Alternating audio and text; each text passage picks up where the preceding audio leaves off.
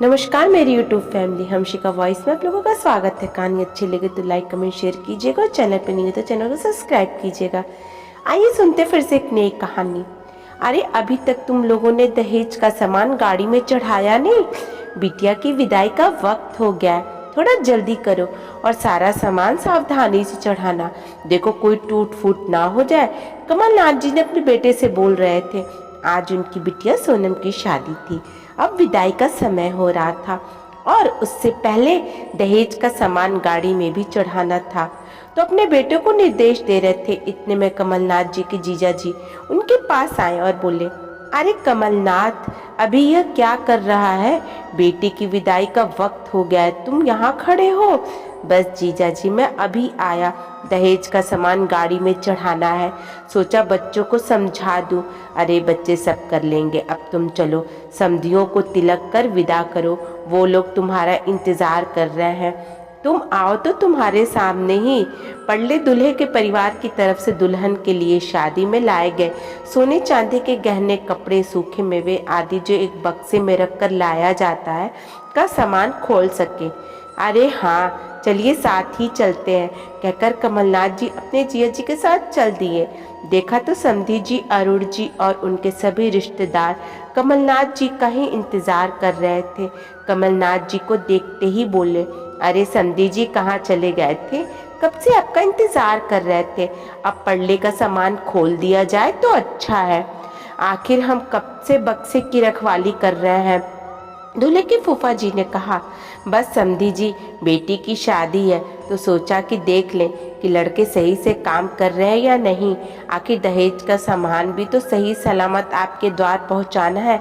अरे समधी जी मना किया था हमने आपकी, हमें दहेज नहीं चाहिए, पर आप है कि माने ही नहीं।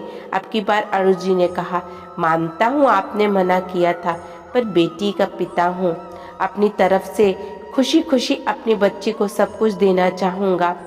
बातों बातों में ही पड़ले का बक्सा खोल दिया गया और सभी सामान कमलनाथ जी को सौंप दिया गया, जो उन्होंने दुल्हन की माँ को बुलाकर उन्हें सौंप दिया। उसके बाद आई कन्यादान और दहेज की बात। कमलनाथ जी ने कन्यादान में आए हुए गहनों की एक पर्ची, साथ ही साथ उन्होंने क्या क्या गहने चढ़ाए हैं और दहेज में क्या क्या सामान दिया उसकी पर्ची बना करके अरुण जी को सौंप दी। साथ ही साथ गहने और नगद भी अरुण जी को सौंप दिए। अरुण जी ने नगद उसी समय कमलनाथ जी के हाथों में वापस दे दिया और कहा, समधी जी ये आपकी बेटी के कन्यादान में आए हुए पैसे हैं, इसकी आप खुद अपने हाथों से एफडी करवा दीजिएगा। आपकी बच्ची के पैसे ही उसी के काम में आएंगे और आपकी तरफ से उसके लिए आशीर्वाद भी हो जाएगा। कमलनाथ जी के परिवार में बैठे लोगों ने दबे मुँह ही सही, लेकिन अरुण जी की भूरी भरी प्रशंसा की। अब अरुण जी ने उन दोनों पर्ची को भी देखा और कहा, समधी जी आप इन दोनों पर्ची पर अपने और अपने कुछ खास रिश्तेदारों के साइन करवा दीजिए, हम भी इन पर साइन कर देते हैं और इसकी एक फ़ोटो कॉपी करवा लीजिए। ओरिजिनल आपके पास रखिए और कॉपी हमें भी दे दीजिए। सुनकर रिश्तेदारों में कानाफूसी शुरू हो गई। कोई कहता है कि ये नया समधी पागल तो नहीं है, भला शादी ब्याह कर रहा है या कोई बिजनेस करने आया है।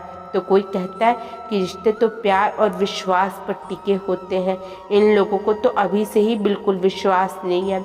कुछ लोगों ने तो यहाँ तक भी कह दिया कि हे भगवान, सोनम की ज़िंदगी बर्बाद तो नहीं हो गई, ऐसे घर में ब्याह कर जा रही है। भला ऐसे कभी हुआ है क्या? आज तक हमने तो हमारे जीते जी ऐसा नहीं सुना। जितने मुंह उतनी बातें सुनकर कमलनाथ जी का भी दिल बैठा जा रहा था। हालांकि वो कानीफूसी की आवाज़ अरुण जी के कानों में भी जा पहुंची, पर कमल जी का उतरा हुआ चेहरा देखकर वो उनके पास आए और उनके कंधे पर हाथ रख कर के कहा, देखिए कमलनाथ जी आप घबराइए मत, दूध के जले तो छाछ भी फूंक फूंक कर पीते हैं। हमने आपसे कभी कोई बात नहीं छुपाई है, आप हमारे घर की हर बात जानते हैं। आप ये भी जानते हैं कि मेरे बड़े बेटे के साथ क्या हुआ था और मेरी बड़ी बहू ने हम पर क्या क्या इल्ज़ाम लगाए थे।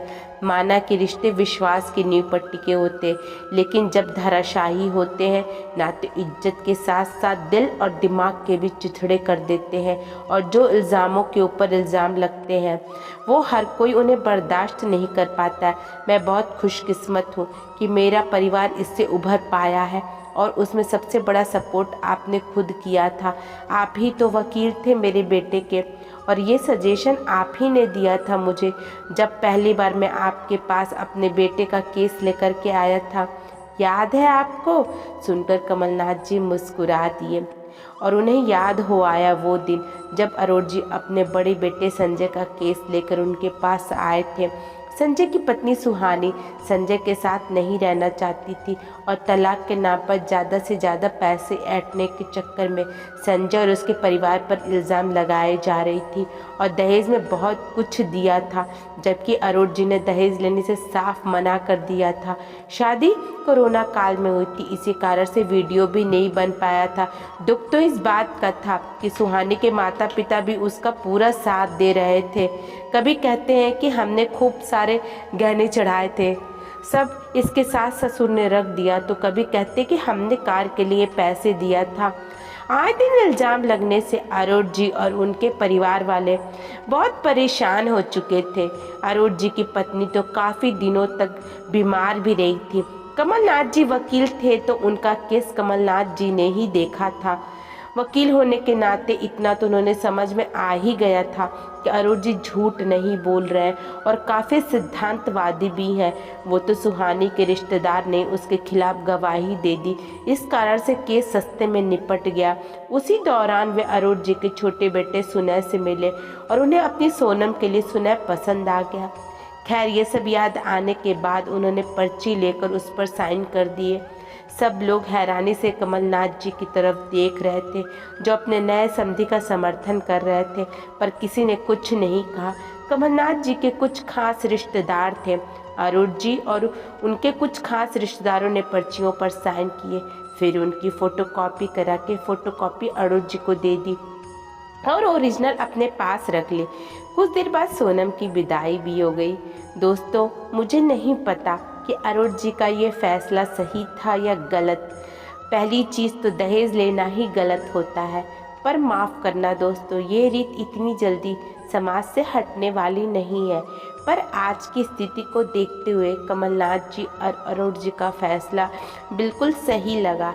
ठीक है, सिक्के के दो पहलू होते हैं। शायद आपकी कुछ और सोच होगी। दोस्तों, आपको कहानी कैसी लगी?